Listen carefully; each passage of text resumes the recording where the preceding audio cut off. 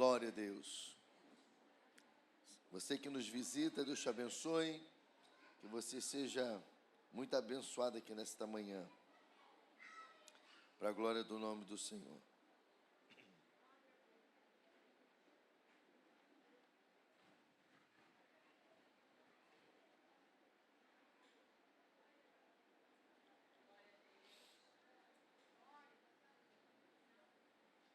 Glória a Deus. Nós estamos, irmãos, continuando aí essa série chamada Fundamentos da Fé, né?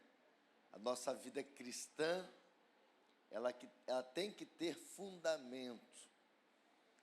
Então, estar aqui aos domingos de manhã é estar criando raízes no reino de Deus, é se fundamentando para que possamos viver a caminhada cristã de acordo com a vontade de Deus. Que você possa, realmente colocar as manhãs de domingo como sendo esse tempo de crescimento espiritual, para que você possa crescer e avançar. A nossa vida diária, ela não é fácil, irmãos. Em todo tempo nós estamos em guerra, em luta. Então, quando nós estamos fundamentados na palavra, ainda que sejam tempos difíceis, a palavra de Deus, o fundamento que temos em Deus, vai nos sustentar. Eu tenho 35 anos, estou fazendo agora em março, 35 anos de vida cristã. E nessa trajetória de 35 anos, só Deus sabe o que eu já enfrentei, o que eu já passei. Mas eu tenho um testemunho para dar, que nesses 35 anos, eu nunca me afastei da presença de Deus. Eu nunca saí de adorar o Senhor, de caminhar na casa de Deus. Eu nunca deixei frustração, humilhação, nunca deixei as lutas do dia a dia, tantas coisas que eu enfrentei na vida, me desmotivar de estar na presença de Deus. Pelo contrário, sempre que eu enfrentei grandes guerras, eu sabia que se tinha um lugar que eu deveria estar, era na casa de Deus. E hoje a gente vê muitas pessoas cristãs fazendo o contrário. Quando elas estão em guerra, quando elas estão passando por lutas, elas ficam em casa, elas se trancam no quarto, né? E aí a coisa vai só aumentando, né? A depressão vai chegando às vezes num nível tão terrível, que mesmo a pessoa que é cristã, ela começa a pensar em se suicidar. Então, guarde isso no seu coração. Se isso serve de testemunho para você, de parâmetro para a sua vida, quando você estiver passando os piores dias da sua vida, os piores momentos, porque eles vêm. A própria Bíblia nos manda estar preparados para os maus dias. Ao invés de você ficar em casa, vem para a casa de Deus. Eu sei que muitas vezes você vai ficar sem vontade de vir, mas vem. Chegando aqui você vai ser fortalecido. Você vai receber uma palavra, você vai receber uma oração. A presença de Deus no ambiente vai mudar o seu estado de espírito. Suas emoções serão alimentadas. Porque, irmãos, não tem nada melhor do que estar na presença de Deus. E eu falo como testemunho mesmo, porque quantas vezes eu estava sem força para caminhar, mas mesmo assim eu me esforcei, e chegando na casa de Deus, eu fui renovado, eu fui restaurado. Eu me lembro que numa dessas vezes eu estava muito mal mesmo, com muita guerra. E só para vocês terem uma ideia, eu tinha uma tia que ela não era nem evangélica, mas conhecia a palavra também. Mas às vezes ela conversava comigo. O que eu vou falar, nem se for olhar por uma questão psicológica, ela nem estaria me ajudando. Mas também ela estava sendo sincera, né? Quantas vezes essa tia minha conversava comigo e chorava. E ela falava assim: eu não sei como você aguenta, né? E Jesus é bom pra caramba, irmão. Jesus é bravo demais, né? E aí, uma dessas vezes, eu estava assim, muito muito para baixo mesmo, sabe? Aí eu fui para uma consagração, eu era assim, irmãos, não tinha culto na minha igreja, ainda mais, né, eu vim de igreja batista. Depois que ela começou a viver um avivamento, ela até passou a ter culto à tarde. Mas quando não tinha, né, e também as Assembleias de Deus têm o hábito de ter consagração, né? E eu fui criado na Assembleia de Deus. Então eu corria para as consagrações. E numa dessas, Deus usou uma irmã e começou a palestrar comigo. E um dos textos que Deus palestrou comigo foi Salmos 46:10. Aquietai-vos e sabei que eu sou Deus, e será exaltado entre a terra. Então, aquela palavra naquele momento, sabe, veio como um refrigério tão grande na minha vida. Deus estava falando para mim, calma, fica tranquilo, eu não perdi o controle. No tempo certo eu vou te dar a vitória, né? E foi uma manhã de renovo, foi uma manhã assim, eu saí, sabe, revigorado, enfim. Eu sei de uma coisa, irmãos, eu sinto no meu espírito que Deus está falando com pessoas aqui nessa manhã. Eu não ia falar nada disso, mas se Deus está tocando em mim para falar, e eu sinto no meu espírito que tem pessoas aqui precisando de ouvir isso aqui. Inclusive esse texto é para você também. Aquieta-te. Aquieta-te, aquieta o teu coração. Saiba que o Senhor é Deus. Tudo que eu e você precisamos fazer é nos manter firmes, constantes. E Deus vai se levantar em nosso favor e vai nos abençoar, vai nos dar a vitória. Amados, nunca será desperdício caminhar. Sempre vai valer a pena. Sempre vai valer a pena servir ao Senhor. Nós não podemos servir ao Senhor por aquilo que Ele pode nos dar. Nós não podemos servir ao Senhor só quando está tudo bem, quando as coisas estão favoráveis. Se tem um momento que mais precisamos servir a Deus, é quando os ventos são contrários, é quando a tempestade está acontecendo, é quando os leões estão querendo nos devorar, é quando o fogo está tão alto que a gente começa a pensar assim, meu Deus, eu vou morrer. Mas quando você permanece firme, Jesus vem e te dá vitória. Amém?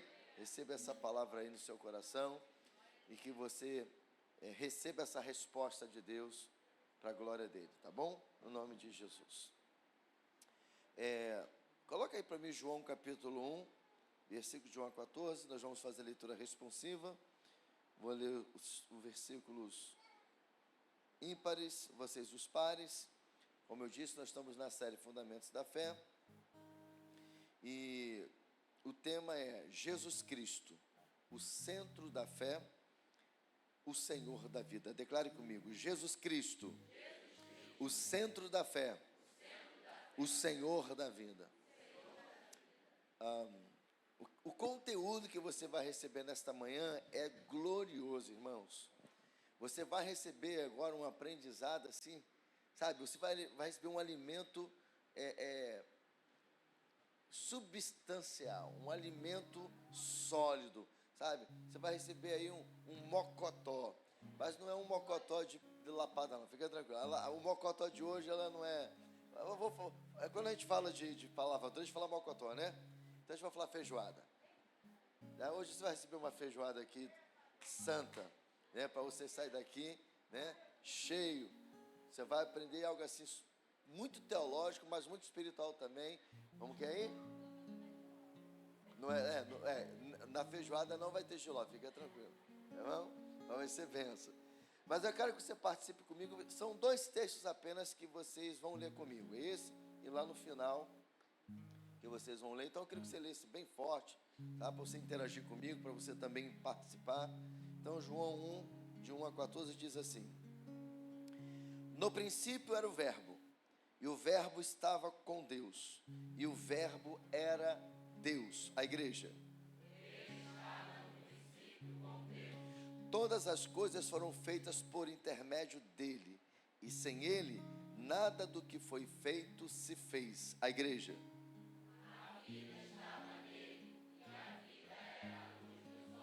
A luz resplandece nas trevas, e as trevas não prevaleceram contra ela. Aleluia. A igreja.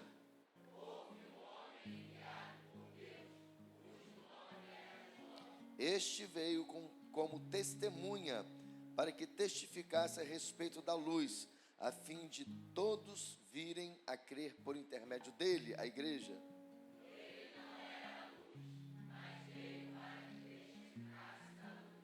A saber, a verdadeira luz, que vinda ao mundo ilumina a todo homem, a igreja.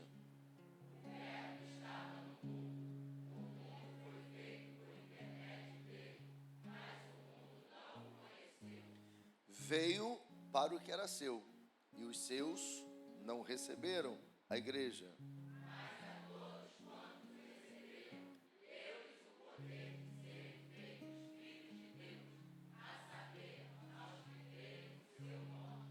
Os quais não nasceram do sangue, nem da vontade da carne, nem da vontade do homem, mas de Deus, a igreja.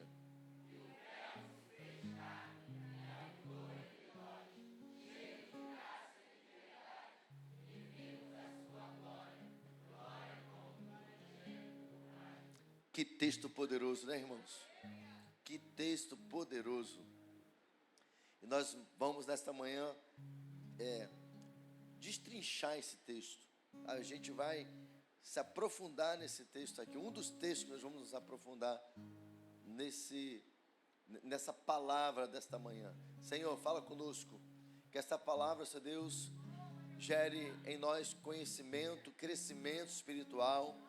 Pai, que possamos nos deliciar desse texto tão profundo e poderoso, que revela, Pai, quem Tu és, revela quem o Filho é, o propósito do Filho aqui na terra.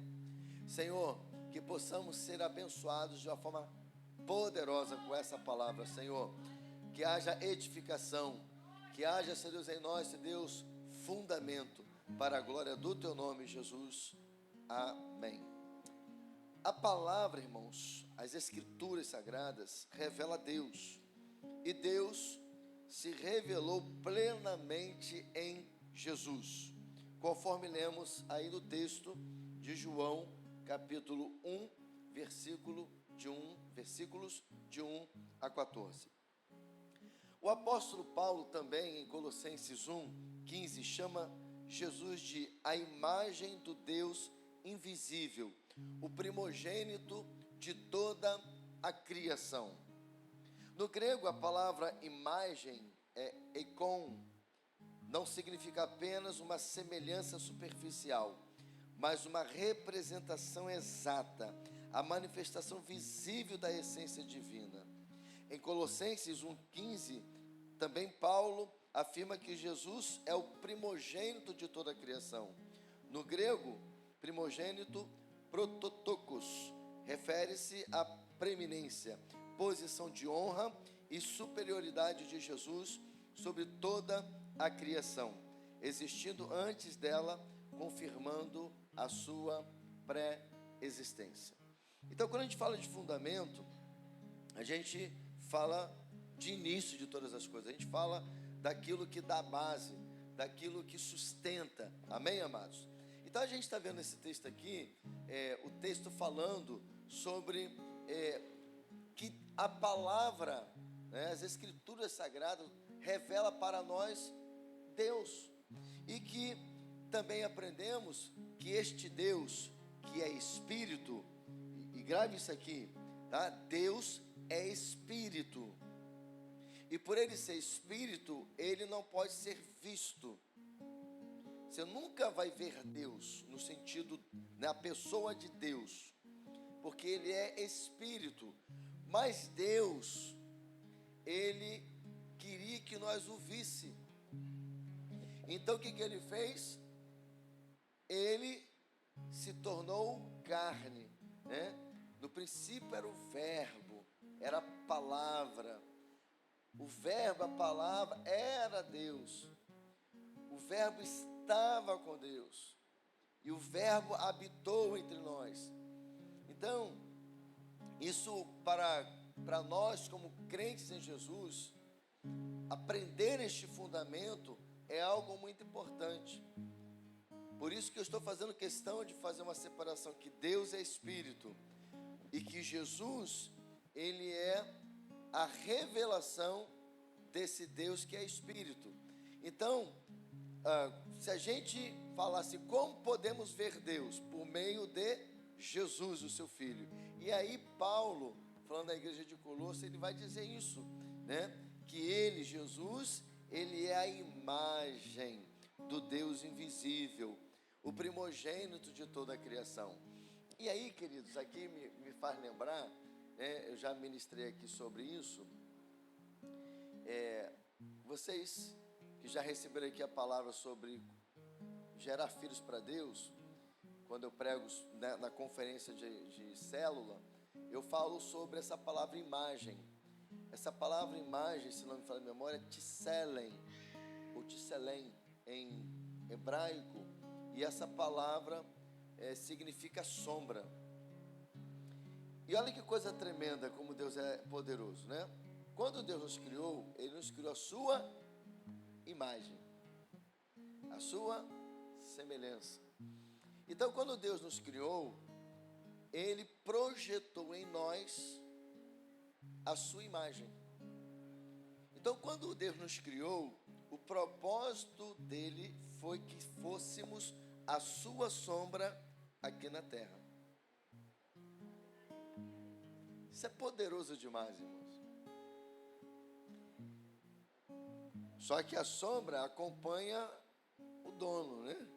Para onde você vai, a sombra vai atrás. Mas o pecado veio e a sombra começou a querer ter vontade. E a sombra começou a fazer o que o dono do seu reflexo não estava fazendo. E aí você já conhece a história do pecado. Mas quando Jesus vem, ele vem. Por isso que Paulo vai fazer essa declaração, né, que Jesus é o último Adão. Porque o primeiro Adão, que era para ser a imagem, ele se corrompeu por causa do pecado. Aí vem o último Adão e restaura esta imagem. E agora Jesus é a imagem deste Deus invisível. Que, como diz aí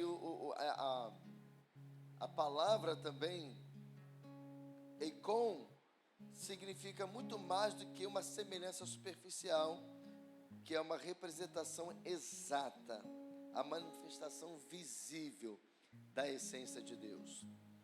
Então, por isso que Jesus, ele foi o Cordeiro perfeito, porque ele era o próprio Deus, ele era o Deus encarnado, para a glória do nome do Senhor. Amém, queridos? E quando ele fala aqui sobre que ele é o primogênito de toda a criação, é um outro fundamento importante para aprendermos. Por quê? Porque a gente já aprendeu aqui sobre isso, que quando fala de ser primogênito de toda a criação, está falando aqui da pré-existência do Senhor Jesus. Então, Jesus já existia. Por quê? Porque Jesus era Deus. Jesus é Deus. Então, isso aqui é teologia bíblica, né? Então, por isso que nada do que foi feito se fez se não fosse por Ele. Por isso que por Ele, para Ele para Ele são todas as coisas. Por quê? Porque Ele já existia antes de tudo, antes de todas as coisas. Ele já estava lá na eternidade, né? O Pai, o Filho e o Espírito Santo já estava lá na eternidade. Aí se alguém chegar a questionar assim, mas por que Jesus preexistia? Porque Ele é Deus. Se você quiser ser bem simples na sua resposta, porque Ele é Deus. Ah, mas como você pode afirmar que Ele é Deus? João capítulo 1, todo ali, né, pelo menos até o versículo 14, vai falar isso de uma forma muito clara. E o versículo 1, ele é o versículo chave. No princípio era o verbo era Deus, o verbo estava com Deus, né? E o versículo 14 vai dizer que Ele habitou entre nós. Então aqui, é um fundamento importante para nós como crentes em Jesus sabermos. Vocês nunca mais vão ler João capítulo 1, ou quando você ouvir falar, no princípio era o verbo era Deus, o verbo estava com Deus, de forma que você entendia antes. Você vai receber um conhecimento muito mais profundo. Por que ele é o primogênito da criação? Porque ele já existia antes de todas as coisas. Então fala sobre a preeminência, sobre a pré-existência, né? E a preeminência aqui está falando de honra, está falando de superioridade, né? O próprio autor de Hebreus vai falar sobre isso, que ele é o sumo sacerdote que nenhum outro foi como, né? Então isso é tremendo, isso é glorioso demais. O autor de Hebreus reforça essa ideia dizendo que Jesus é o resplendor da glória, é a expressão exata, isso está em Hebreus 1:3, no grego, character, que significa a marca impressa, como de uma moeda do ser de Deus. Então, Jesus é esta marca impressa, que eu e você podemos ver. Claro que nós não o conhecemos face a face ainda, né? Jesus está à direita do Pai, mas um dia, nós o veremos como Ele é, face a face. Aí sim, Jesus, nós poderemos conhecê-lo, vamos conhecê-lo corporeamente, nós vamos vê-lo realmente, apalpá-lo, vamos abraçá-lo, vamos beijá-lo, né? E tudo aquilo que Ele nos permitiu fazer na eternidade. Então, um dia, todos nós o veremos como Ele é, face a face. Aleluia, aleluia. E posso te afirmar, irmãos, não está longe disso acontecer, não. Não está longe disso acontecer. Nós já estamos na iminência da volta de Jesus. Amados, a gente, sabe, parece que muitos estão dormindo na casa de Deus. Muitos estão dormindo. Sabe por quê? A palavra fala dos sinais que vão anteceder a volta de Jesus. E ela vai falar que quando esses sinais se intensificarem, é para a gente ficar mais atento. E uma profecia que se cumpriu há pelo menos 80 anos atrás, que muitos não se apercebem, é que uma das profecias que diz que era para a gente ficar bem atento, Edinho, é quando a figueira florescesse. Quando você lê o sermão profético, uma das profecias que você tem que ficar, ou a igreja deveria estar muito atenta, é quando a figueira florescesse. Quando você estuda esse texto profeticamente, você vai entender que a figueira é Israel. Quando foi que Israel floresceu? Ou a figueira floresceu? Que é a mesma coisa. Em 1948, quando Israel voltou a ser um estado, voltou a ser uma nação. Ali a figueira floresceu. Significa que desde 1948 começou uma contagem regressiva para a volta de Jesus. E agora, nós estamos prestes, por exemplo, a viver uma outra profecia que deve nos deixar mais vigilantes, que é a construção do terceiro templo. Que, como eu venho falando recentemente aqui de altar, as coisas já estão todas preparadas. Irmãos, sabe o que está faltando para a construção do terceiro templo? Sabe o que é? Fala, o que é, apóstolo? A construção do terceiro templo. Parece engraçado o que eu falei, né? Por que eu estou dizendo isso? Parece bobo o que eu estou dizendo. Porque todas as outras coisas que tem que ter dentro do templo já estão prontas. Tudo que vai precisar para o templo inaugurar, já tem as novilhas vermelhas, né? Que são os bois vermelhos que estão lá em Israel. Como falei, esses dias foi levantado um sumo sacerdote, depois do templo ter sido destruído, no ano 70 após Jesus, né, após Cristo, Israel agora voltou a ter um sumo sacerdote, novas vestimentas, os utensílios. Eu tive tive o prazer de ver a menorá, eu vi de pertinho, só não toquei nela, que tem uma redomazinha ali, protegendo ela, a menorá que vai fazer parte do novo templo.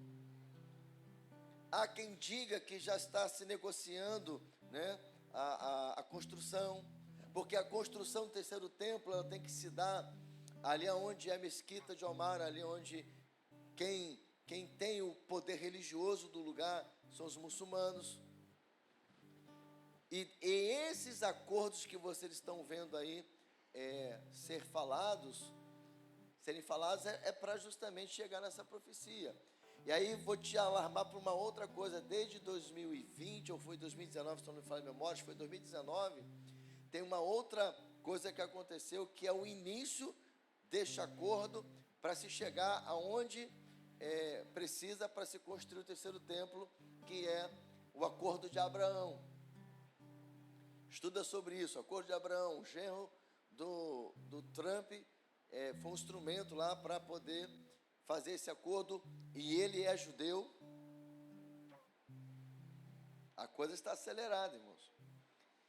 Deus permite que ele saia do governo por 4 anos, ele volta ao governo, foi retomado esse acordo de paz. O acordo de Abraão, por exemplo, na sua primeira fase, uniu países árabes com Israel, um acordo de paz, algo que em toda a história não tinha acontecido ainda.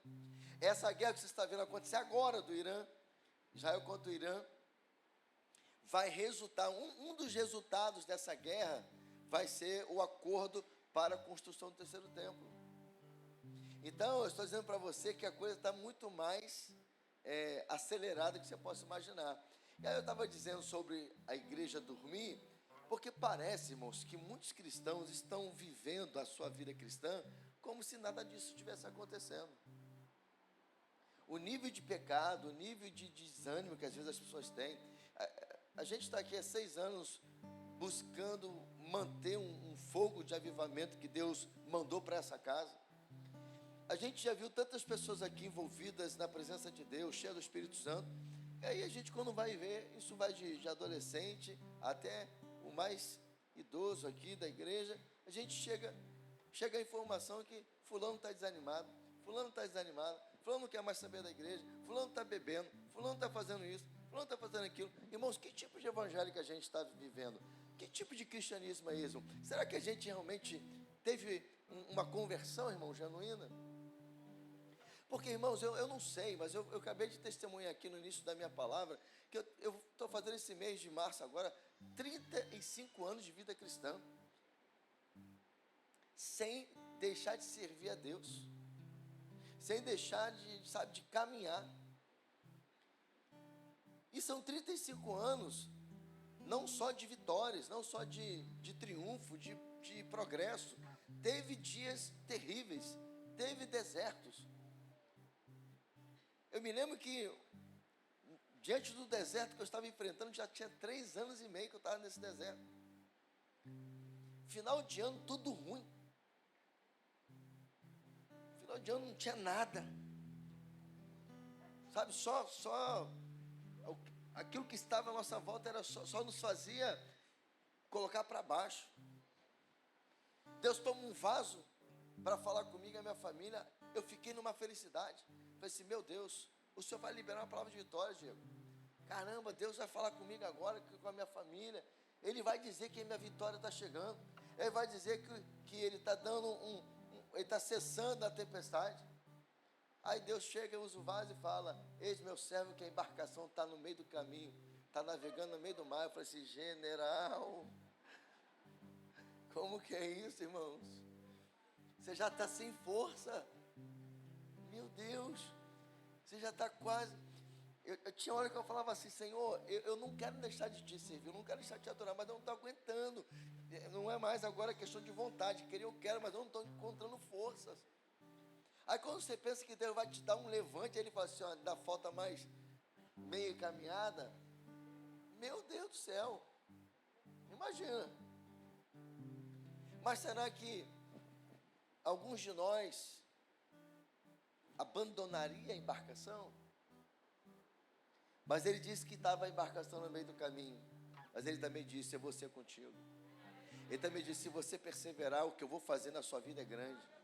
O que eu tenho com você é algo poderoso demais. O que eu tenho na sua vida vai impactar vidas, vai transformar vidas. Se você ir até o fim, eu vou te recompensar. Irmãos, o ministério que Deus me confiou, que esse ano vamos fazer 19 anos, irmãos, eu vou falar para você, eu sou feliz demais por esse ministério, eu amo esse ministério, eu amo servir ao Senhor, eu amo ser pastor, eu amo cuidar de você, ainda que eu talvez não cuide, talvez da maneira que você gostaria de ser cuidado, ou até como Deus queria que eu cuidasse, porque eu não sou perfeito, mas eu amo servir a Deus, servir a vocês, servir a igreja de Cristo. E quando eu olho, sabe, se hoje Deus me levasse para a eternidade, mas Ele vai me dar mais 50 anos pelo menos, em nome de Jesus, se Ele não voltar, claro, né? Se Ele não voltar, Ele vai me dar mais 50 anos, né? Esse ano eu faço meio século, irmãos, aleluia. 10 de abril, tá, irmãos, meu aniversário. Quando que é meu aniversário? Isso aí, pegou a chave, né? Então, é isso aí. Se quiser comemorar comigo, deixa Deus te usar. Mas enfim, então, onde eu estava? 10 de abril aniversário, viu? O dela é 7, viu, gente? Vai, você, tá bom. Mas eu estava onde mesmo, irmãos? Me empolguei aqui. Pois é.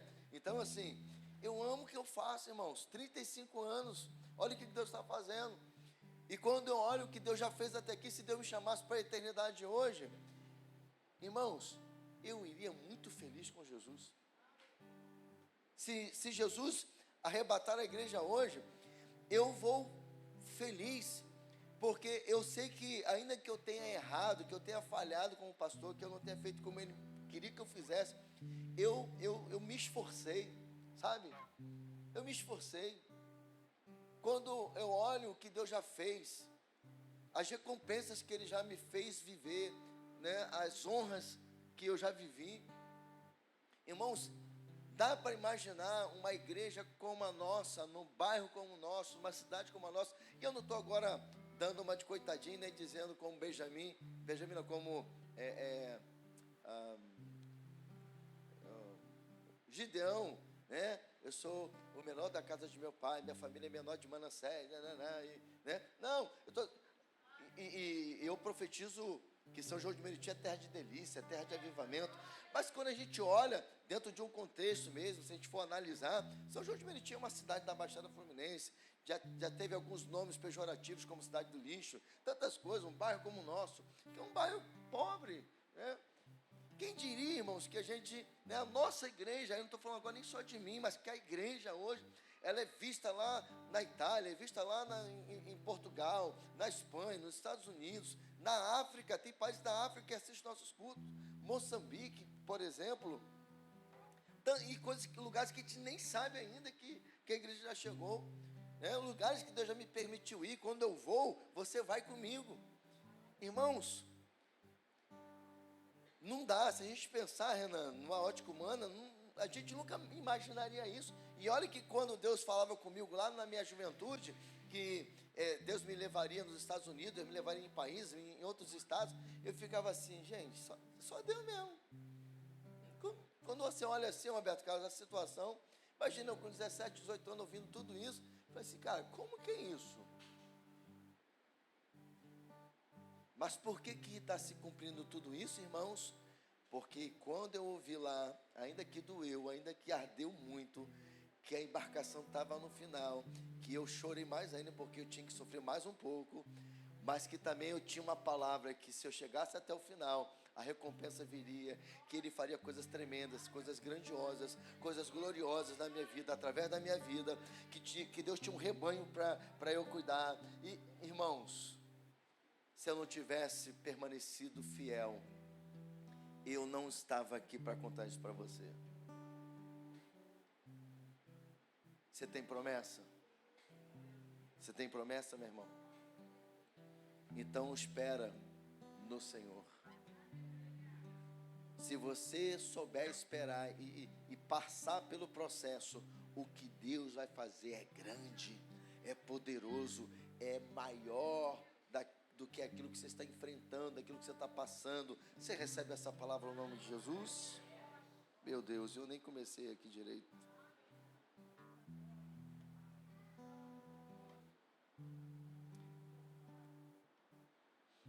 Então, Jesus é a marca impressa do Deus vivo. Isso nos revela que Jesus não apenas fala de Deus, Ele é Deus em ação. Olha como que é tremendo isso. Jesus é Deus em ação. E o que é verbo, irmãos? Professores, me dá a definição de verbos aí, a mais tradicional. Palavra que expressa uma ação. Por isso que Ele é o verbo. Por isso que Deus é o verbo. Porque Ele age. Porque Ele não é estático. Ele não é abstrato. Ele é real. Ele faz. Até quando ainda Ele era Espírito, Ele disse, façamos. Ele criou todas as coisas. Ele não é um Deus parado. Ele não é um Deus estagnado. Ele é um Deus dinâmico. Ele é um Deus de movimento. Aleluia, aleluia, aleluia. E Ele espera o mesmo de nós. Glória a Deus por isso. Glória a Deus por isso. Ele sustenta todas as coisas pela palavra do seu poder. Jesus é a revelação definitiva, visível e suprema de Deus Pai, que é por natureza invisível. O Evangelho não é só uma ideia, escute isso, o Evangelho não é só uma ideia, é uma pessoa, e essa pessoa é Jesus Cristo. Ele é o centro e o fundamento de todas as coisas. Vamos nos aprofundar agora, irmãos, no conhecimento daquele que é o principal fundamento da fé, da nossa fé. Aleluia, glória a Deus. Quem quer mais aí? Quem quer aprender mais um pouquinho? Então vamos além. Em primeiro lugar, diga assim, o Deus encarnado. A declaração, o verbo se fez carne e habitou entre nós, revela-nos o princípio de que aquele que é eterno assumiu a humanidade e encarnou através do seu Filho Jesus, a fim de nos salvar e restaurar o nosso relacionamento com Ele. Olha que coisa linda, irmãos. Um dos propósitos de Deus com o Filho, de se revelar a nós através do seu Filho, foi não apenas de nos salvar, mas nos religar, né? nos levar a ter comunhão novamente com Ele. Aleluia, relacionamento. O termo verbo nessa declaração traduz o grego logos, que significa palavra, mas o logos a que João se refere não é um conceito abstrato da razão, mente ou sabedoria, e muito menos uma filosofia.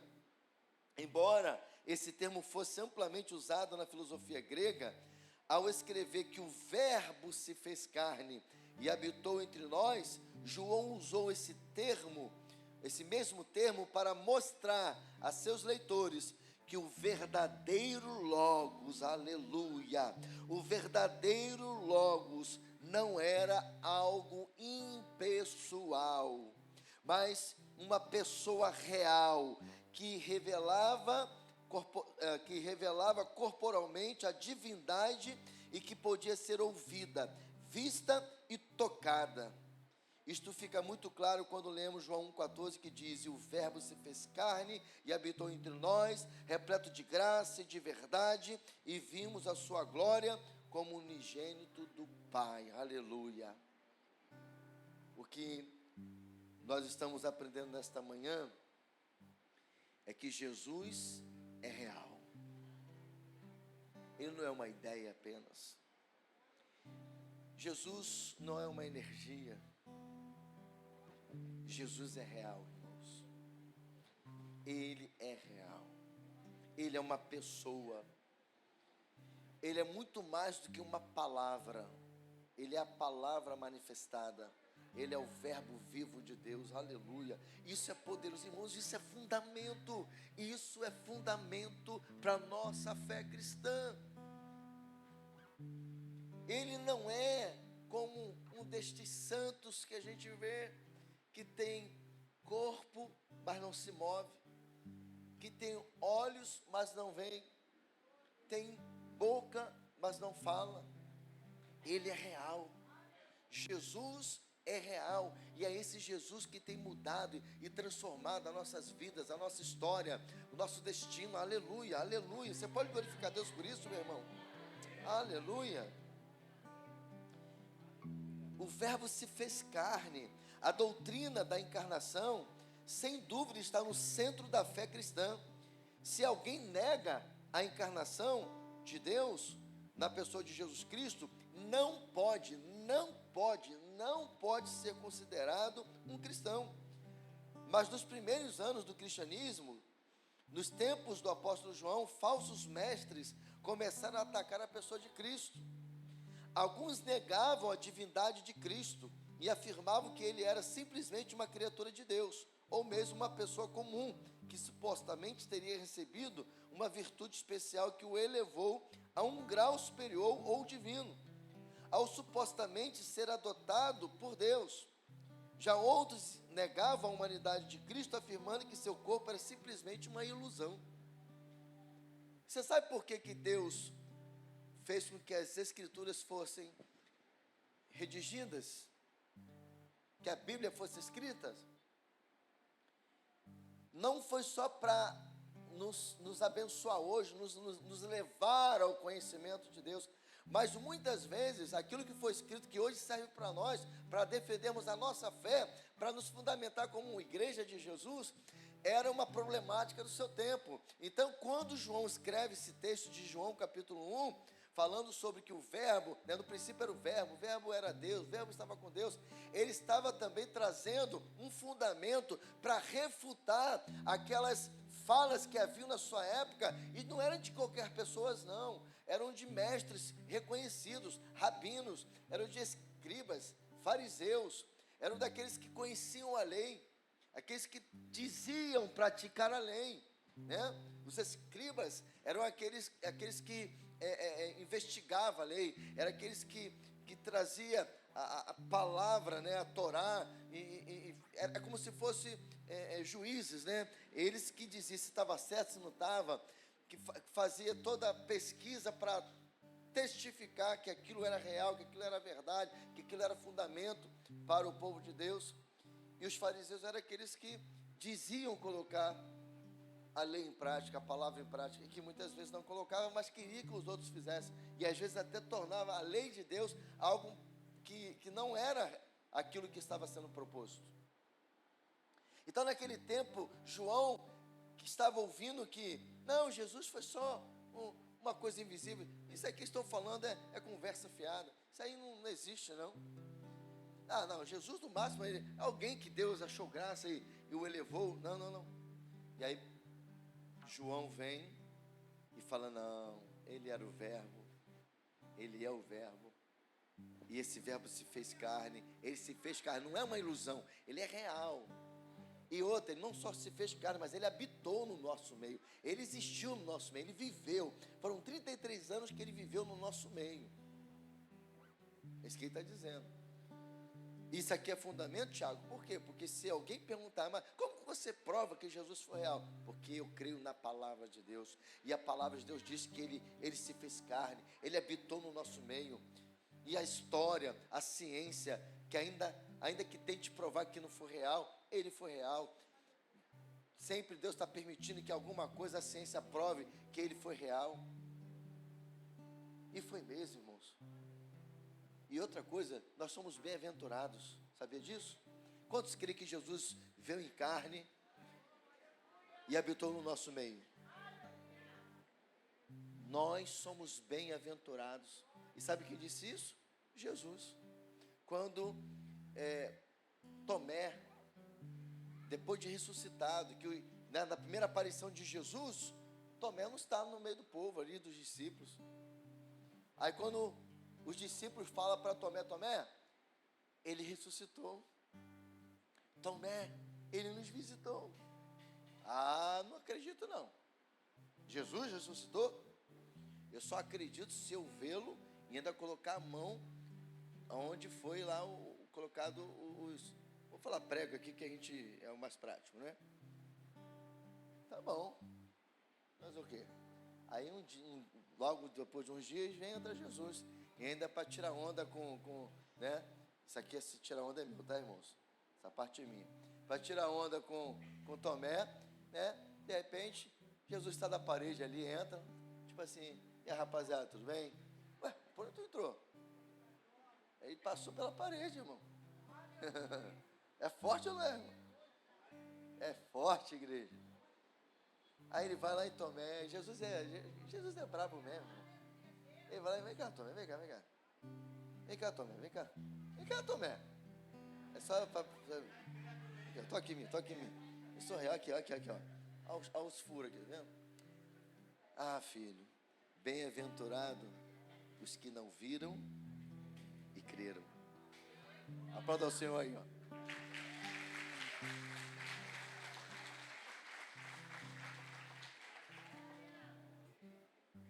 Eu desligo você de Tomé e volto a ser Mateus, em nome de Jesus. Mas Jesus falou isso, bem-aventurados os que não viram e creram. Nós somos bem-aventurados, nós não vimos, mas cremos. E o aguardamos ansiosamente. Esperamos a boda do Cordeiro, aleluia, aleluia. Esse casamento vai ser lindo, irmãos, vai ser lindo. Então nós que somos de Cristo, nós não podemos negar a encarnação de Cristo. Quem nega a encarnação de Cristo não é de Cristo, não é crente em Jesus, não é servo do Deus vivo. Todavia, então, João combateu essa ideia, afirmando: no princípio era o verbo estava com Deus, o verbo era Deus. Com isso, João deixou claro que Cristo não era uma criatura, mas uma pessoa divina e eterna. Em seguida, João reprovou qualquer dúvida a respeito do corpo de Cristo, escrevendo que o verbo se fez carne e habitou entre nós. Dessa forma, João testificou que Jesus não era um espírito, um corpo ilusório ou um fantasma. Ele era de carne e osso, isto é, plenamente humano, como qualquer um de nós, aleluia. Alguém pode até perguntar: como foi que o verbo se fez carne?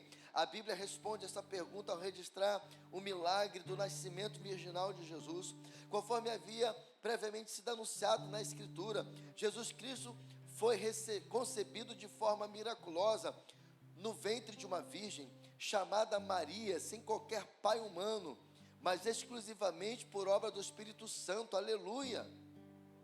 Então o verbo se fez carne, ou seja, ele assumiu a natureza humana, porém sem pecado algum, aleluia.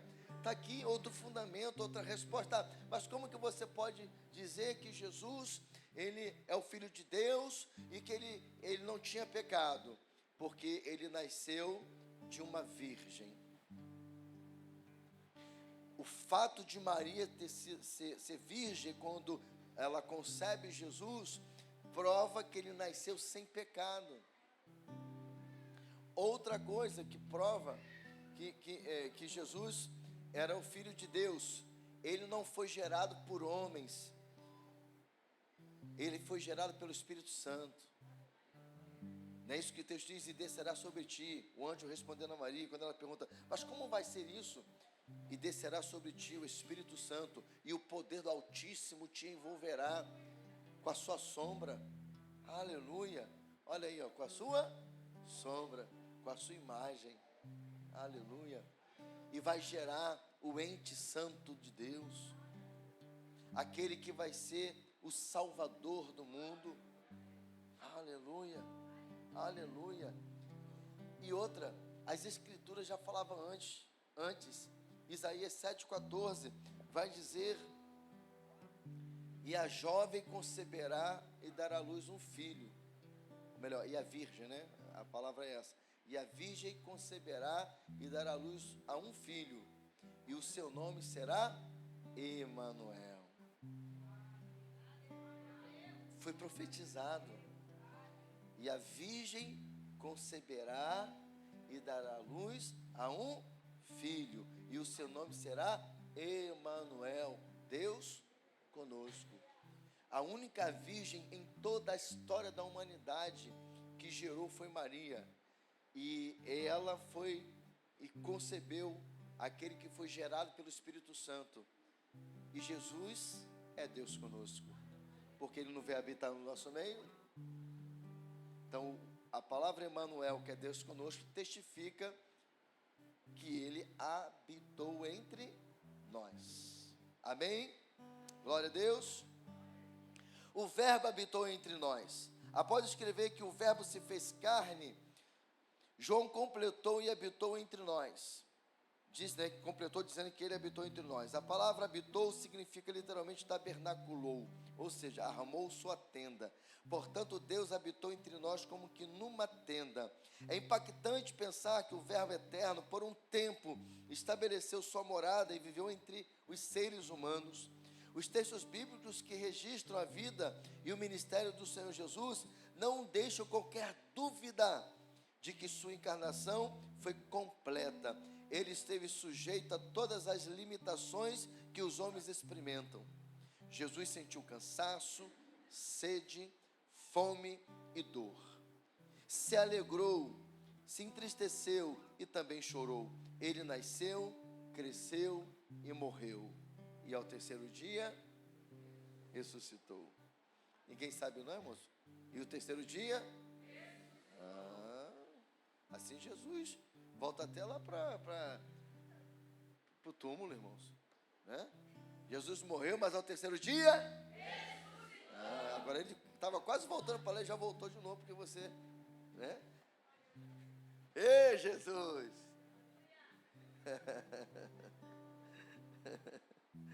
Aleluia! Diferentemente de nós, no entanto, ele não pecou. Nenhuma falha foi encontrada no verbo de Deus. Jesus Cristo foi absolutamente perfeito em tudo. 2 Coríntios 5, 21, Hebreus 4, 15 e 7, 26 testifica desta verdade que nele não havia pecado algum.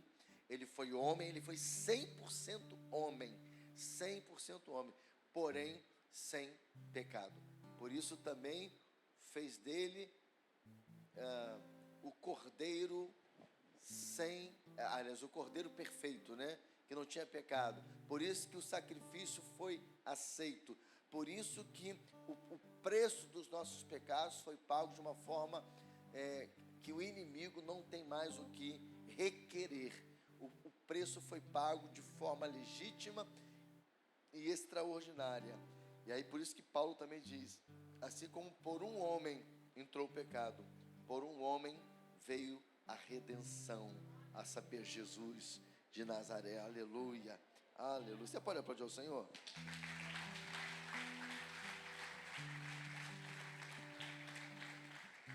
Vimos a sua glória. É interessante notar a progressão do texto de João. Primeiro ele afirmou a plena divindade de Cristo. No princípio era o Verbo, e o Verbo estava com Deus, e o Verbo era Deus. E depois afirmou a plena humanidade de Cristo. E o Verbo se fez carne e habitou entre nós. Antes que alguém pudesse pensar que aquele que é Deus, por toda a eternidade, deixou de ser Deus para tornar-se homem, João concluiu que, embora o Verbo tenha se feito carne e habitado entre nós, ele assim o fez, repleto de graça e de verdade. E vimos a sua glória como do unigênito do Pai. Por isso que eu falei que nessa noite você está recebendo uma feijoada aqui. Nós estamos esmiuçando cada detalhe do texto de João de 1 a 14. Ele é fundamento, ele traz fundamento para nós. Ele está amarrando tudo. Ele está falando de quem era Deus, ele está falando do seu propósito, ele está falando que ele foi homem, mas ele também está dizendo assim, mas ele não deixou de ser Deus. Isso aqui faz toda a diferença. Aí se alguém perguntasse, mas como é isso? Se ele foi homem, ele não era Deus.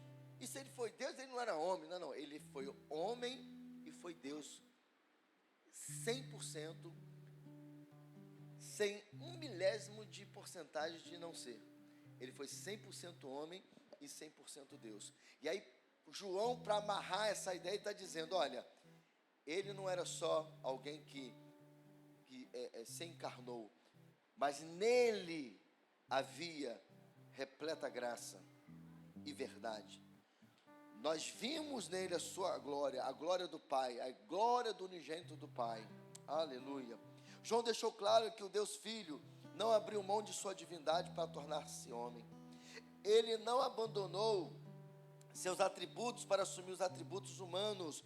Diga comigo, Jesus não abandonou seus atributos eternos para assumir os atributos humanos. Sua natureza humana não absorveu sua natureza divina. Aleluia. Vou repetir.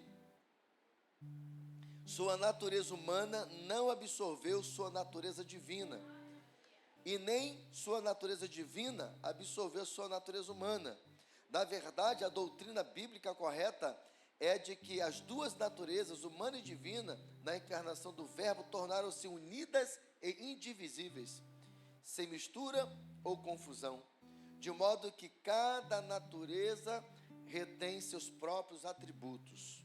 Diante disso, no Verbo encarnado, mesmo durante seu período de humilhação, o brilho da graça, da majestade e da verdade divina podia ser contemplado através de suas obras e palavras.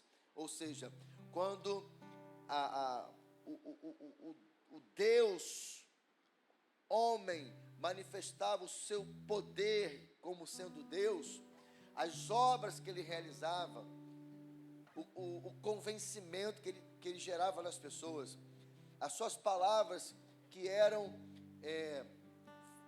que impactavam pessoas pela sua sabedoria, as curas que ele realizava, as restaurações que ele realizava, provava que ele não era comum, ele era Deus. E não é diferente hoje, irmãos. Olha para a sua vida, eu olho para a minha, a gente vai ver aqui que tem coisas que foi Deus. A gente não tem como falar que foi outra coisa se não foi Deus. Não tem como falar assim, não, isso aqui foi, não, foi Deus. Foi Deus, irmãos. Não tem como a gente, sabe, falar outra coisa. Diante disso, no Verbo encarnado, mesmo durante seu período de humilhação, o brilho da graça, da majestade, da verdade divina podia ser contemplado através de suas obras e palavras. Os atributos da divindade do Filho de Deus podiam ser vistos brilhando através do véu de sua natureza humana. Isto está de acordo com o que o apóstolo Paulo escreveu na carta aos Colossenses. Diga-se comigo, porque nele, mais forte, porque nele habita corporalmente toda a plenitude da divindade. Para quem gosta de anotar, Colossenses 2,9. Quando o Verbo se fez carne, se colocou de lado, ele colocou de lado, quando o Verbo se fez carne, ele colocou de lado alguma de suas prerrogativas como Deus, mas jamais deixou de ser o resplendor da glória de Deus e a expressão exata do seu ser, sustentando todas as coisas pela palavra do seu poder. Hebreus 1:3. Aleluia. Em segundo lugar, diga assim comigo, Jesus se fez cordeiro em nosso lugar. Aqui está um outro fundamento sobre esse texto de João capítulo 1, importantíssimo. A expressão Cordeiro de Deus é aplicada a Jesus e refere-se à sua obra redentora. Ele é o sacrifício perfeito e definitivo providenciado por Deus para a expiação do pecado. João Batista utilizou literalmente essa expressão ao dizer: eis o Cordeiro de Deus que tira o pecado do mundo. Aleluia. Por que Jesus é chamado de o Cordeiro de Deus? Para entendermos corretamente o porquê de Jesus ser chamado de o Cordeiro de Deus, precisamos nos atentar a alguns detalhes. É preciso saber que os cordeiros eram parte importante dos sacrifícios do Antigo Testamento. Antes de Deus dar a Moisés as instruções oficiais acerca de como os judeus deveriam servir a ele, no Sinai, a figura do cordeiro já aparece como parte do ritual religioso. Olha aqui para mim, a gente está agora aprendendo esse fundamento, né, e entendendo por que Jesus, ele foi o Cordeiro de Deus, porque ele recebeu este título de o Cordeiro de Deus. E aí, nós estamos aprendendo que no Velho Testamento, quando estudamos, nós aprendemos que os cordeiros, ou o cordeiro, sempre fez parte, né, do ritual religioso. E isso é tão tremendo que o estudo está nos chamando a atenção para algo importante. A questão da prática do cordeiro como sendo sacrificado para perdoar pecados, para oferecer em sacrifício, em oferta ao Senhor, ela não foi algo somente a partir da lei de Moisés, de quando foi sistematizado ali a lei de Moisés, mas isso já acontecia antes. E aqui, nós vamos ver aqui, passa aí o slide aí que eu quero que o pessoal participe. Nós vamos, deixa eu ver aqui, não, vocês estão, onde vocês estão, gente? Vocês estão atrasados, hein? Vamos lá, eu estou já no cordeiro aí, vai para o cordeiro. Aí, vocês estão muito atrás. Vocês não estão me acompanhando. Preste atenção aí, gente. Eu não passo porque eu me enrolo. Eu não consigo fazer as duas coisas. Vamos lá. Passa aí. Vamos embora. Vai passando. Vamos embora. Vai embora. Vai embora. Vai embora. Aí. Aplauda o Senhor, o pessoal da... Aí, ó. Amém? Então, Jesus se fez cordeiro em nosso lugar, né? Então nós já falamos dessa parte. Aí eu quero que vocês vão ler aqui os 4 exemplos seguidamente. Você vai ler a oferta de Abel, Gênesis 4, 3, 5, e vai ler Cordeiro de Abraão, Gênesis 22, 13, você vai ler, ok? Quando eu falar para você falar dos exemplos, você vai fazer a leitura. Isso é uma maneira também para você participar mais e ninguém dormir aí, tá bom? No nome de Jesus. Então vamos lá. Então eu estou falando aqui que essa expressão, ou esse título que Jesus recebia, ele tem a ver com esse entendimento do Velho Testamento. Isso é importante. Por que isso é fundamento? Porque isso vai fazer sentido naquilo que Jesus recebeu como título, né? Qual era o propósito do cordeiro? Ser sacrificado em perdão dos pecados. E isso era feito com animais. Só que a gente já sabe que em Jesus não se precisa mais, porque ele foi o último cordeiro, ele foi o cordeiro, né, perfeito, então não precisa mais de sacrifício, amém, queridos? Então aí a gente está aprendendo aqui que a questão do cordeiro como um ritual religioso de sacrifício, ele não é de Moisés para cá, ele é desde de sempre. E agora nós vamos ler, antes de Moisés, nós vamos ver os textos que afirmam o que eu estou dizendo. Então vamos lá, 1, 2, 3, a igreja fala os exemplos, vai.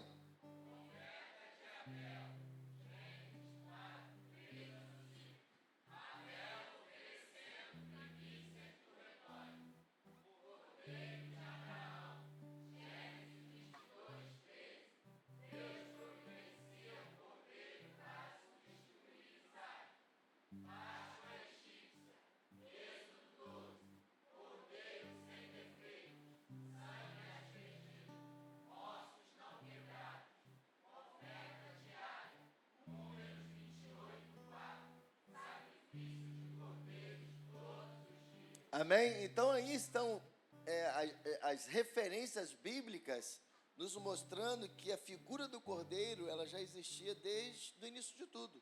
Amém? Então isso é importante para que a gente possa entender do porquê, né, que Jesus recebeu este título. A partir daquele momento, a Páscoa passou a ser uma das festividades mais importantes judaicas. Ela continuou sendo celebrada anualmente pelo povo de Israel. O Cordeiro Pascal, é isso mesmo, tá? É Pascal mesmo, não é Pascoal não. O Cordeiro Pascal deveria ser sem defeitos. Além disso, nenhum de seus ossos poderia ser quebrado. Êxodo 12, o versículo 5, versículo 46, Números 9, 12, são as referências. Além do cordeiro sacrificado na Páscoa, os cordeiros também eram imolados na oferta diária. Isso significa que havia o sacrifício de cordeiro todos os dias, como está em Números 28, 4. Então, o cordeiro que cumpriu as escrituras, passa aí, isso. O cordeiro que cumpriu as escrituras, está onde? Está aqui, ok. Então, acho que é melhor vocês deixa eu ver aqui, João Batista, passa aí não, está ali embaixo, você vai ficar ruim. Será que fica ruim de ler aqui, irmãos, esse finalzinho? Coloca aí. Então, lê esse último parágrafo aqui, ó. João Batista, vai lá, 1, 2, 3, vai.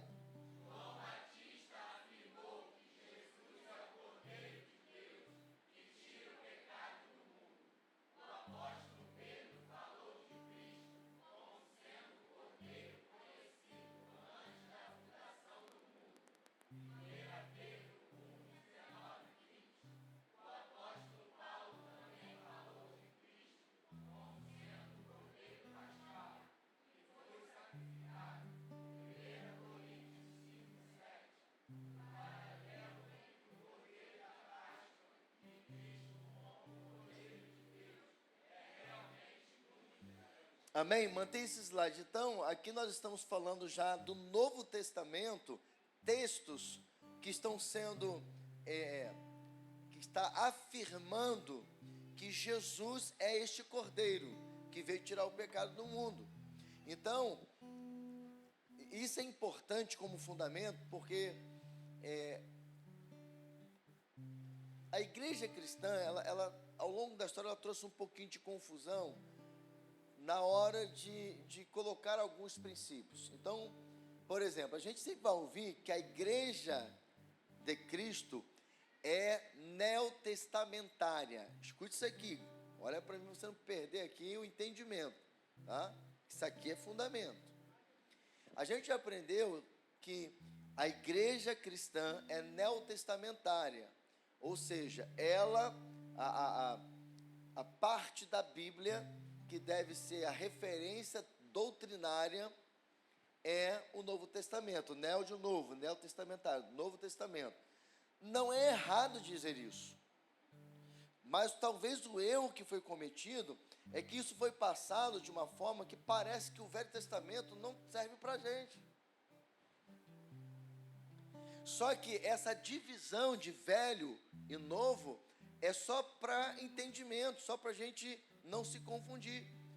Mas não existe o novo sem o velho, irmãos. Não existe. Então, o novo é o cumprimento do velho. Então, até aquilo que era ritual lá no velho, lembra que eu falo muito quando eu prego aqui sobre textos do Velho Testamento, como eu estou pregando, por exemplo, esses dias sobre o tabernáculo, é coisa do Velho Testamento, mas ali tem um mecanismo de culto, como eu venho ensinando. Os rituais religiosos que o tabernáculo tinha, não se pratica mais hoje, mas o princípio que está ali no rito, ele permanece. Tem que oferecer sacrifício, lembra? Tem que lavar a mãozinha lá na pia de bronze, que é santificação. O sacrifício é sacrificar a carne, matar a carne. O sacrificar e oferecer sacrifício de louvor, de adoração, é a aplicação para os dias de hoje. Aí quando você pega o Novo Testamento, ele vai fazer a aplicação das verdades espirituais, dos princípios espirituais do velho, para que você possa aplicar para os dias de hoje. Então, por exemplo, quando a Bíblia fala para a gente matar a carne, ele está contextualizando, ele está aplicando o princípio do sacrifício para os dias de hoje. Quando Paulo fala de oferecer sacrifício de louvor e adoração, ele está trazendo para a linguagem de hoje a questão da pia de bronze. Quando a gente fala ali sobre santificação, aliás é isso, quando a gente fala sobre santificação, a gente está trazendo para os dias de hoje ali a ideia da pia de bronze. Então o que está acontecendo aqui é o seguinte: para que João fizesse aquela declaração, quando viu Jesus, eis aí o Cordeiro de Deus que tira o pecado do mundo, para que as pessoas crescem no sacrifício de Jesus, lá atrás, muito lá atrás, Deus já começou a gerar um conceito de sacrifício, de remissão. Quem está entendendo? Aí tem uma expressão lá no Velho Testamento: sem derramamento de sangue não há remissão de pecados. Você percebe como que o velho completa o novo, ou complementa o novo, ou o novo complementa o velho? Você está entendendo, irmãos, o que eu estou dizendo? Então, Jesus é o Cordeiro de Deus, e eu estou te dando esse fundamento, porque eu estou te ensinando à luz da palavra, tanto no velho quanto no novo, que você pode afirmar categoricamente, por convicção, que Jesus é o Cordeiro de Deus. E você precisa saber disso, porque não é para você ficar discutindo com ninguém, não é para você ficar arrumando confusão com ninguém, mas é para que a sua fé seja firme. Para quando alguém disser assim: essa é conversa fiada, que cordeiro, Jesus não era animal, sei que, blá, blá, blá. Aí você fica aí, é mesmo, né? Nunca pensei nisso. Caramba, é verdade. Acho que Jesus não veio mesmo, não. E aí fica sendo levado por qualquer vento de doutrina. Pode dar mais luz aqui, por favor. Então, amados, é fundamento. E aí eu falo mais uma vez, olha a importância de você estar aqui aprendendo isso. Como eu falei, você nunca mais vai ler esse texto da forma que você lia antes. Você vai agora ler entendendo. Você está recebendo conhecimento. E outra, você está aprendendo como manter a sua fé firme. E aí sim, se for às vezes de forma saudável, ou às vezes, não é que você vai ficar discutindo nem criando problema, mas às vezes você vai precisar também se posicionar. Porque eu não vou ficar ouvindo alguém falar na minha cara que Jesus não é filho de Deus e ficar calado. Pelo menos eu falo assim, irmão, você está equivocado. Se você quer ouvir, então vamos lá. Ele é o filho de Deus por isso, por isso, por isso, por isso, por isso. Ele não quer que você ouça, ele também tem que ouvir. Agora, vai virar confusão? Aí sai fora, não vale a pena, né? Mas pelo menos você não vai ser enganado. Amém, amados? O paralelo, já foi falado, né? Esse aqui, já foi. Então, vamos lá. O Cordeiro que trouxe salvação. Não há dúvidas de que Jesus Cristo é o Cordeiro de Deus que veio trazer a salvação. A porta da salvação está aberta ainda para todo aquele que crê que Ele é o Cordeiro que morreu em nosso lugar para tirar o pecado do mundo. A porta ainda está aberta. Ela vai se fechar. Ela vai se fechar. Jesus é o Cordeiro de Deus que possui o livro da vida, aleluia. E Apocalipse 3,8 vai dar essa referência que Ele é o Cordeiro que possui o livro da vida. Nesse livro está registrado o nome de todos aqueles que creram nele como Cordeiro, os quais foram resgatados por seu próprio sangue. Por outro lado, a ira de Deus será derramada sobre aqueles que não creram em Jesus como sendo o Cordeiro de Deus que tira o pecado do mundo, e que por esta razão não foram achados escritos no livro da vida. A justiça divina exige punição do pecado. Assim, os redimidos têm seus pecados punidos na pessoa do Cordeiro de Deus. Já os ímpios, inevitavelmente, têm seus pecados punidos no lago de fogo. Então, irmãos, se você reconheceu Jesus como Cordeiro, entregou a sua vida para Ele, deixou Jesus, Ele transformar a sua história, vida eterna, o seu nome está sendo escrito no livro da vida, ou foi escrito no livro da vida. Mas o contrário também é verdade.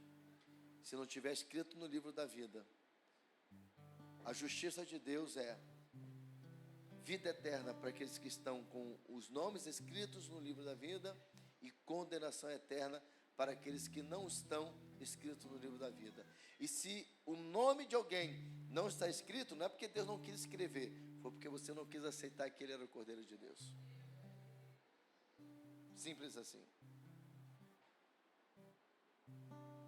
Em terceiro e último lugar, já vamos começar a terminar.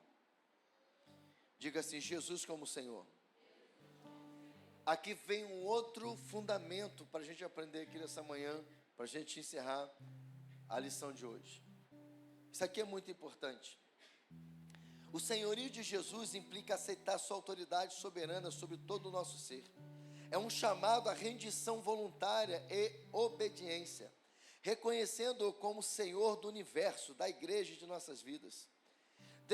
Definição e fundamento: Senhor tem a ver com soberania, com soberano. Na Bíblia, o título Senhor, no Novo Testamento, em grego é Kyrios. Aí está Kyrios porque é assim que escreve, mas a pronúncia é Kyrios. Designa soberania divina. Jesus é Senhor porque é Deus. Diga comigo: Jesus é Senhor porque é Deus. João 10,30 testifica isso. O Criador e Redentor que ressuscitou, provando seu poder sobre a morte e o pecado. Implicações do senhorio. Tem aí? Implicação do senhorio. Tem. Você vai ler então esses quadrados, não, retangulares ali, né? Pretinhos ali, ó. Apaga um pouquinho a luz aí.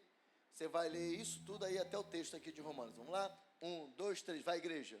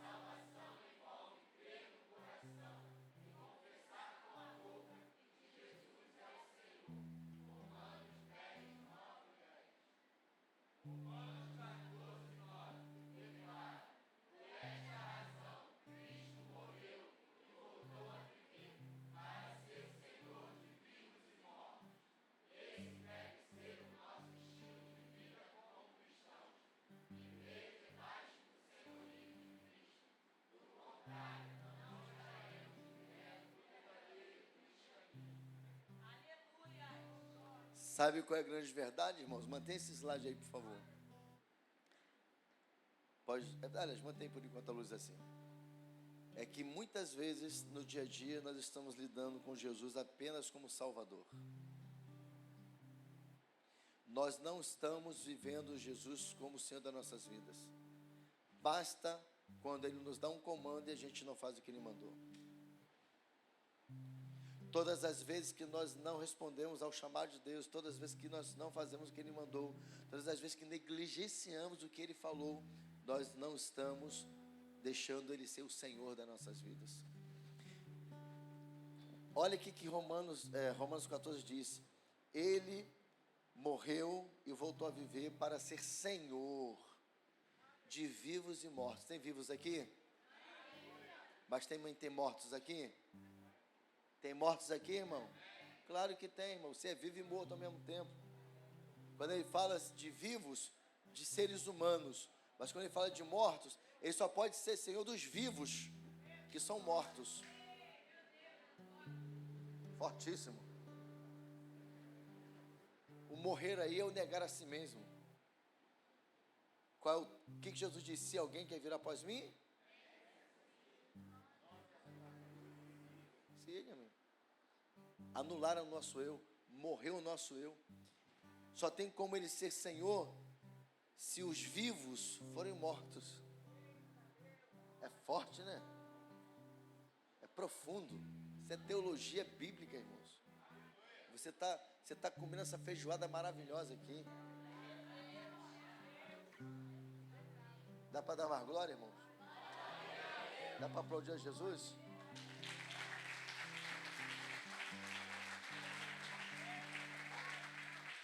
E olha aqui, ó. Porque que na hora que o povo vem aqui na frente aceitar Jesus e voltar para Jesus, eu faço aquela oração aqui, ó.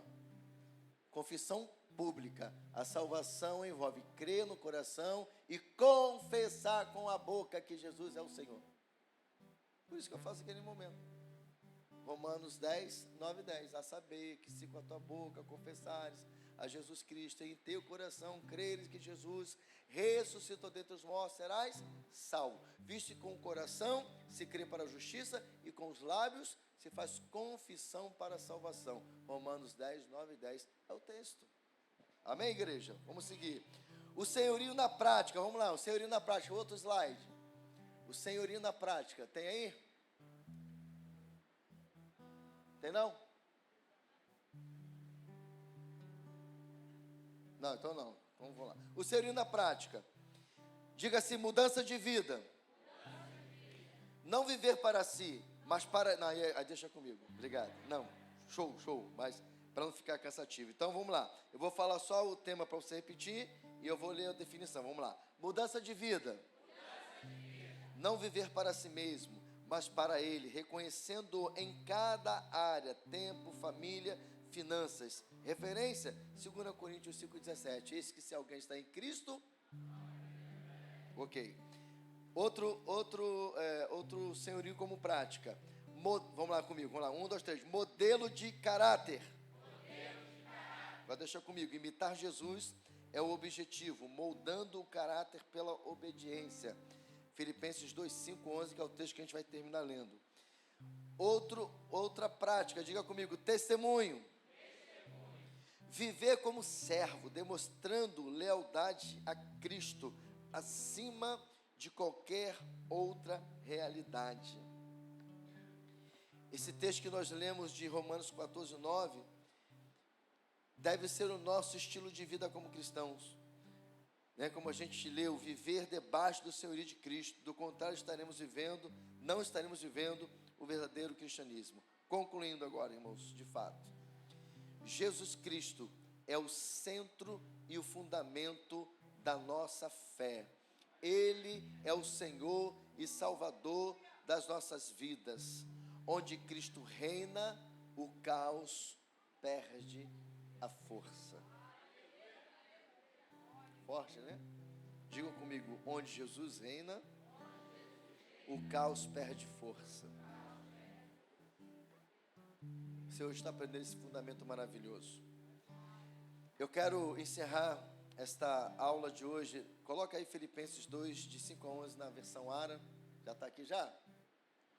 Mas eu queria que colocasse, porque vai ficar melhor a leitura. Embora esteja ali, e você vai ler os pares e os ímpares, tá? Eu vou começar no 5, nós vamos ler do 5 ao 11. Olha aqui para mim, para você entender o fechamento. Nós, no último ponto aqui do fundamento da fé hoje, nós estamos aprendendo sobre Jesus como nosso Senhor. Esse texto que nós vamos ler vai nos mostrar que o próprio Jesus, que eu estou te ensinando que tem que ser o nosso Senhor, ele se tornou servo do Pai, do Senhor de todos os senhores.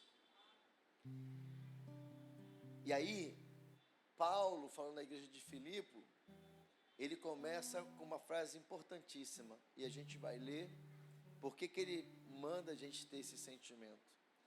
Então, filho, filha, se você não tiver Jesus como teu Senhor, tem alguma coisa errada. Porque até o Senhor, que a gente tem que se submeter a Ele, se tornou servo. Então nós não podemos ser diferentes de Jesus. Ele é o nosso modelo por excelência. Então vamos lá? Eu vou ler os ímpares, vocês os pares até o versículo 11. Tende em vós o mesmo sentimento que houve também em Cristo Jesus. A igreja bem forte.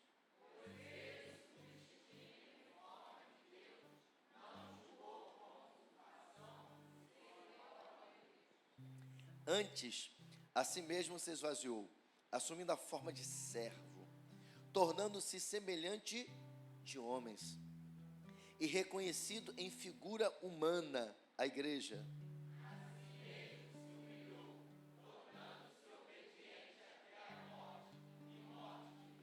Pelo que também Deus o exaltou sobremaneira, e lhe deu o nome que está acima de todo nome, aleluia, a igreja.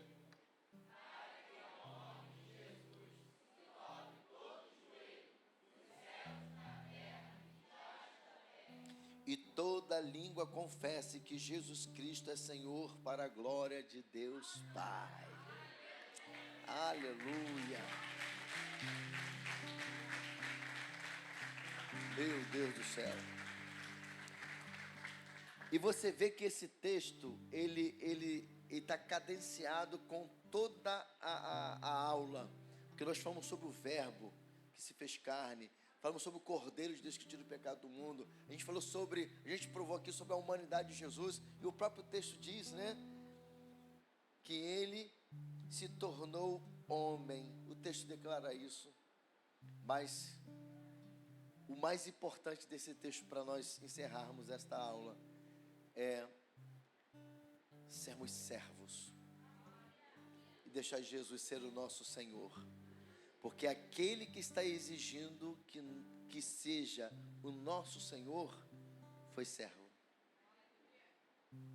A verdadeira grandeza do reino de Deus não é obtida pela autoexaltação, mas pela obediência, humildade e serviço, seguindo o exemplo de Jesus, que foi exaltado após esvaziar-se. Que haja este mesmo sentimento em nós. Que possamos nos esvaziar de nós mesmos, para que Ele seja Senhor das nossas vidas em todo o tempo. O Cristo que salva e governa, também capacita e envia. Como? Pelo Espírito Santo. Próximo domingo agora, esta é a aula. Espírito Santo, pessoa, revestimento, dons e fruto. Não falte. Amém? Glória a Deus. Pode aplaudir bonito, vai. Eu vou encerrar aqui agora, irmãos, com o momento do ofertório. A paz, Igreja do Avivamento, você acabou de assistir uma poderosa palavra que veio do coração de Deus para a sua vida. E se você foi edificado, eu te peço, deixe o seu like, comente e compartilhe.